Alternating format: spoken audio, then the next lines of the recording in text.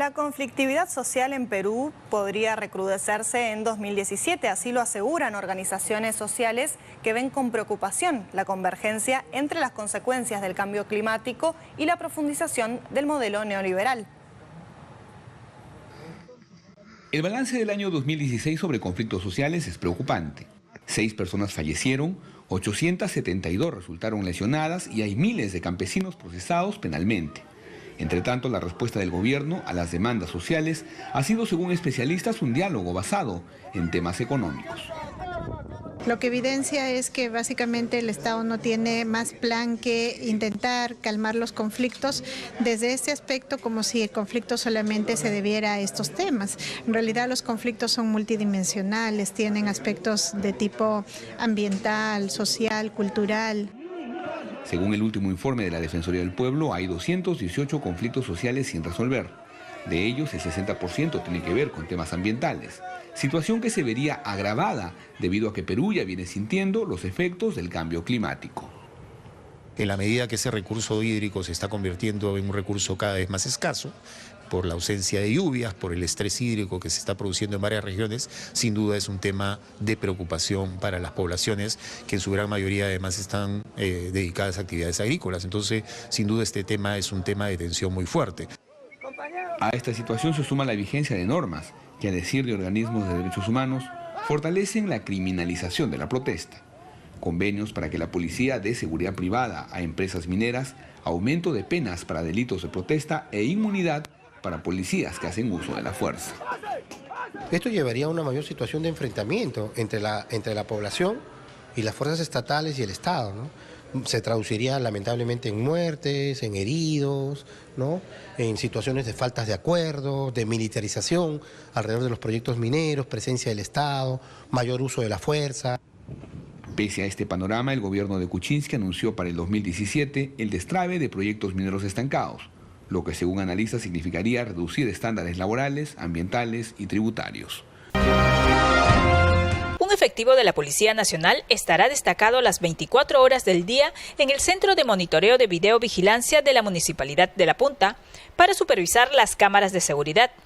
De este modo, las intervenciones policiales serán más inmediatas, informó el gerente de Seguridad Ciudadana, Teófilo Salinas Molina. El objeto de tener a un miembro de la Policía Nacional en el centro de las cámaras es para que la reacción en conjunto con la policía en el caso de algún evento sea de forma inmediata. El efectivo llamará directo a la comisaría y ellos pondrán el auto patrullero para que entre en la intervención.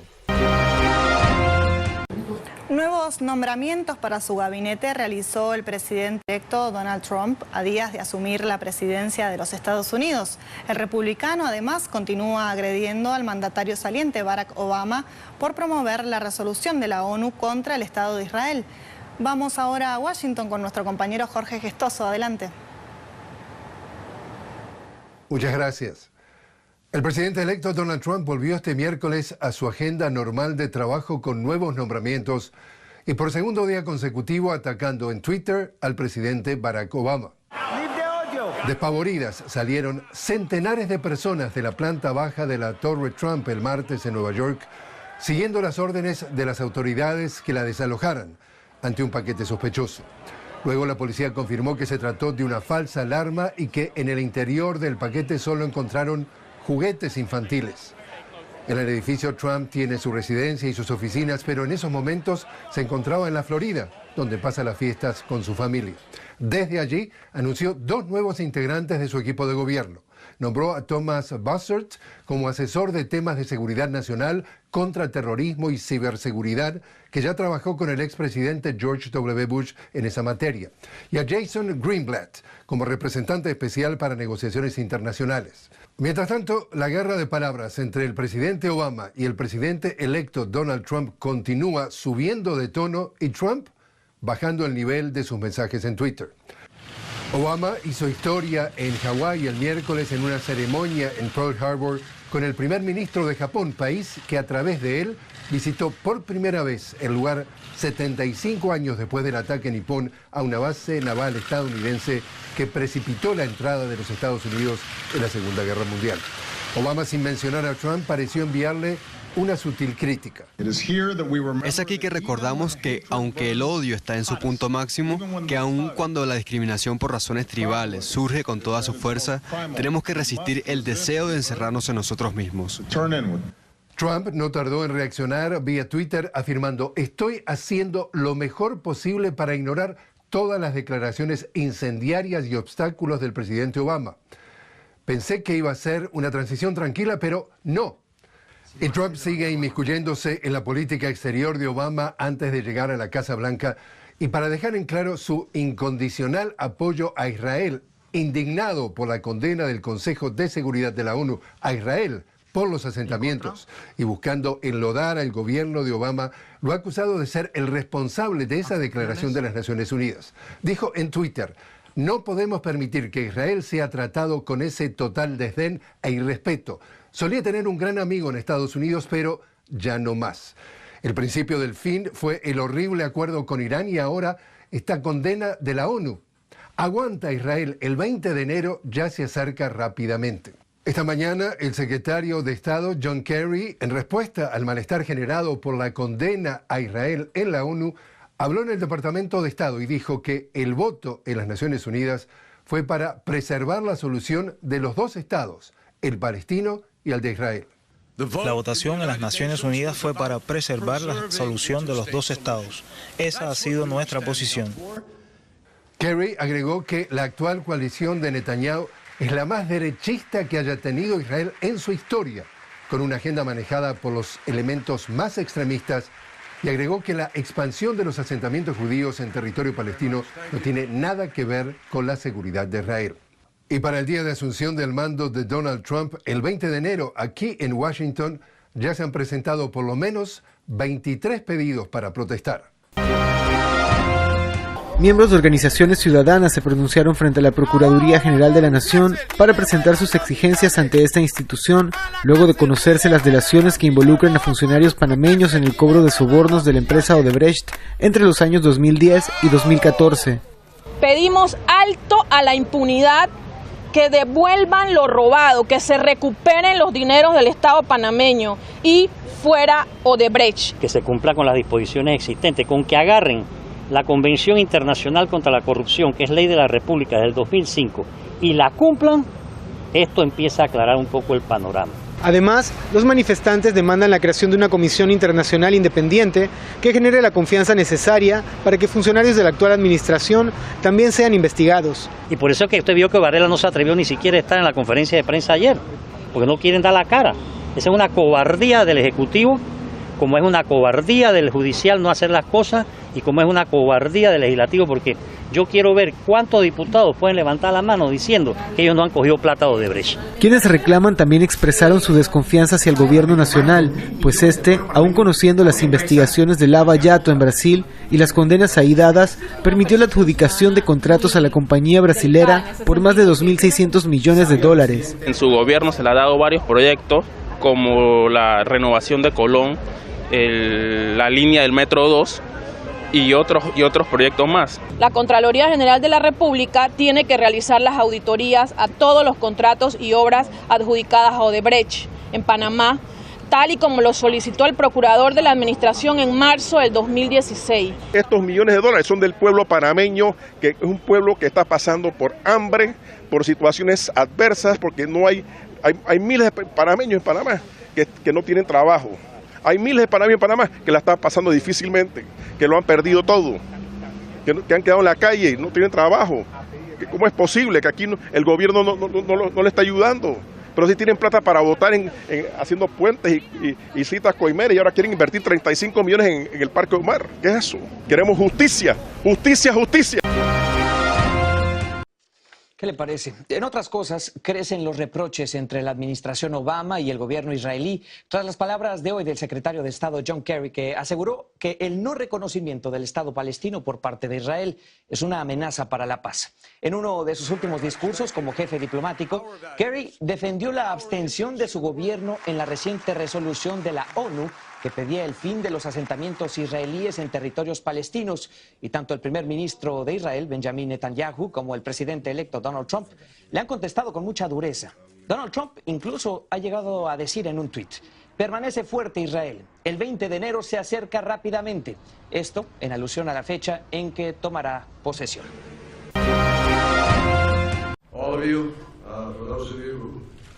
El secretario de Estado estadounidense John Kerry defendió nuevamente la solución de dos estados como la única vía para resolver el conflicto entre israelíes y palestinos.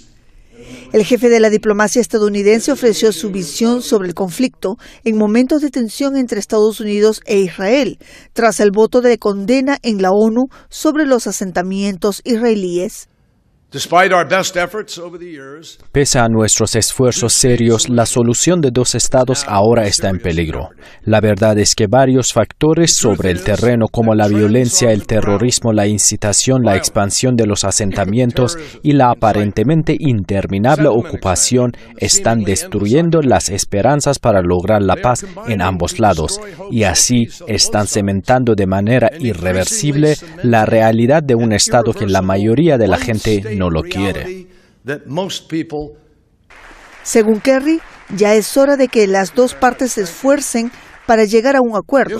Subrayó que la actitud, y en particular la de Israel, debe cambiar, y por esto Estados Unidos no vetó la resolución anti-israelí en Naciones Unidas. Denunció que elementos de extrema derecha de Israel lo están llevando hacia una ocupación perpetua de tierras palestinas. Si la elección es solo un estado, Israel puede ser judío o democrático, no puede ser ambos, y nunca estará realmente en paz. El primer ministro israelí Benjamin Netanyahu rechazó las palabras de Kerry y calificó su discurso de sesgado. Como la resolución del Consejo de Seguridad que el secretario Kerry impulsó en la ONU, su discurso de esta noche estaba sesgado contra Israel. Durante más de una hora, Kerry abordó obsesivamente el tema de las colonias y apenas tocó la raíz del conflicto, la oposición palestina a un Estado judío en cualquier tipo de fronteras. A su vez, el presidente palestino Mahmoud Abbas dijo que estaba dispuesto a reanudar las negociaciones de paz si el gobierno israelí cesa la colonización de los territorios ocupados. Pese a la reciente tensión entre Estados Unidos e Israel y la condena a los asentamientos israelíes, quedan ignorados otros aspectos del sufrimiento de los palestinos, como el desplazamiento forzado de millones de personas y el bloqueo que sufre la Franja de Gaza por el régimen de Tel Aviv. Farmacias, consultorios médicos y clínicas dentales están a la orden del día en la frontera mexicana y son los estadounidenses los principales clientes. Yo vengo desde Phoenix, una lista que puedo llevar para ellos. Todo el mundo me pide que esto, que da. El llamado turismo médico en la frontera mexicana cada vez es más popular. Los bajos costos de la medicina atraen a personas de todo Estados Unidos. Vienen de Nueva York, vienen de Boston, vienen de Texas. Vienen de California. En Nogales, Sonora, México, lo que más destaca es el cuidado dental. Aquí es como la meca de los dentistas. Se está viendo mucho turismo que viene al dentista aquí, porque en Estados Unidos es muy caro. Y aquí está dando buen servicio de buena calidad. Hace unos 7 años, durante la época más violenta en Nogales, los turistas se alejaron. Pero conforme esta disminuyó, la gente empezó a regresar de nuevo. Estamos viendo, más que no es cuestión de, oye, se ve como la espuma del mar. Los bajos precios es lo que más atrae al turismo médico. Y es que acá se ahorran mucho dinero y la calidad es la misma, dice este dentista. Estamos entre un 50 y un 70% más barato que en Estados Unidos. Y no es porque estemos bajando calidad en los servicios, es porque la mano de obra que se utiliza aquí en México es mucho más barato. Blanca tiene seguro médico en Arizona, pero prefiere venir con el dentista a Nogales. Ella maneja 1 hora desde Tucson y lleva 10 años haciendo lo mismo. Y yo he referido a muchos, sí. Mucha gente hasta vienen de Phoenix o más lejos porque vale la pena. Nuestro spa tiene 2 tipos de servicios. Pero el negocio de los dentistas en Nogales va más allá del cuidado de los dientes. En clínicas como esta ofrecen paquetes que incluyen acceso a un spa y a otros servicios estéticos. Y de ahí, dependiendo del servicio que el paciente haya deseado tomar, pues va a pasar desde sauna seco, sauna vapor, masajes, faciales. El presidente de la Cámara de Comercio de Nogales dice que la economía local ha repuntado considerablemente este año y mucho se debe al floreciente turismo médico. Desde que inició el año, es decir, en enero, empezamos a ver una alza aproximadamente del 15% en lo que viene siendo el comparativo no solamente al año anterior, sino a los años anteriores. La devaluación del peso mexicano es otro incentivo para que los turistas vengan a México a buscar estos servicios, ya que sus dólares les rinden mucho más y una vez aquí aprovechan para hacer otras compras. Sí, medicamento y tequila.